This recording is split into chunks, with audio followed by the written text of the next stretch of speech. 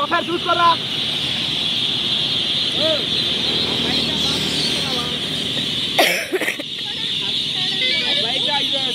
బాతులు కదా ఇవేంటివి? బాతులా?